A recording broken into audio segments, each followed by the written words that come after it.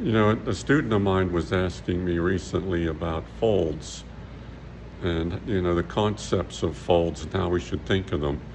And so let me show you a couple of drawings and paintings I've done, and we'll talk a little bit about that and maybe go into more depth in another tutorial. Here's a charcoal study of folds where I pinned up a corner over here and a corner over there, and then I could study how the drape falls. And every fabric is different as far as, how thick or how wide and the folds will be. But the basic concept is what we're interested in.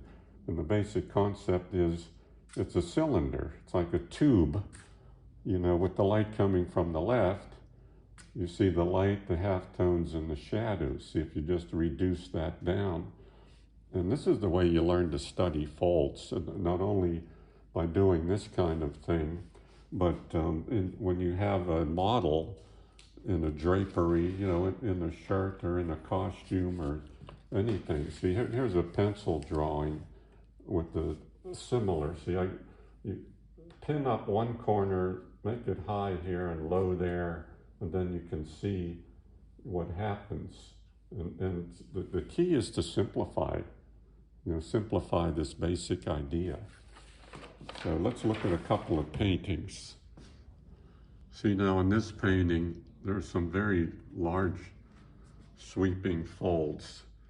And when you paint a costume like this, you want to get the feeling of that arm, in that costume, or you have to show the muscle underneath. And see, here's a point where it's pulling towards the wrist. So the large folds show you the form. And also you want to get a feeling of that arm in there. And different textures have a different quality. Like this costume has more of a sheen to it, like a shimmer, because it's a different kind of material. But you notice, I get a feeling of the rib cage in here by following that big form underneath.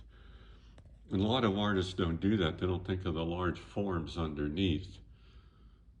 So the female costume here is fairly simple. It's just kind of just draped, falling straight down. But the key is simplicity. Really, simplicity when we do folds. Let's look at this other painting here. You see how this drape is coming from the shoulder and sweeping around, and so see, it follows a big rhythm, a big motion. And look at the old masters and how they would get that quality in their paintings. And not even the oldest of the old masters. You could look at Thomas Lawrence, who was a great English portrait painter, and he painted all kinds of textures in the costumes, the drapery that his models would wear. And so you see that, you can get a feeling of that cylinder shape and get big sweeping motions in material. That's really important. Here's a portrait I call Woman in White, and take a look at how the folds fall in this costume, in her white dress. And I get the feeling, see, you want to get the feeling of her arm in here. That shows the bicep. This shows the muscles of the forearm. Really, they're right underneath there. Just feel like you should be able to feel like you can grab that arm. You want to get the big shapes in here. See how this is coming down like this, coming down like that, and then this pulls from the elbow to the wrist. See, it just comes from here right through there. And then the knee, you get a feeling for the knee here.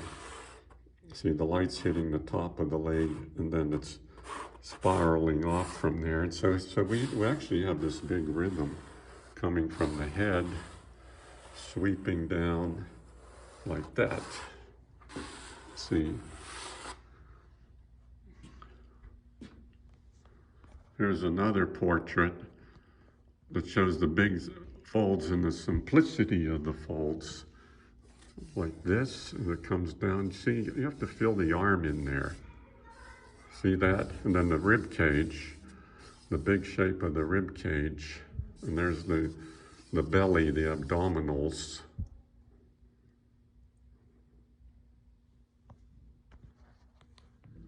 So I hope that gave you just a few thoughts on folds. And, the key is to keep it simple and think of the largest concept, which is right there. Do some studies, get your charcoal and tone paper out and white chalk and do some studies, and you'll really learn a lot.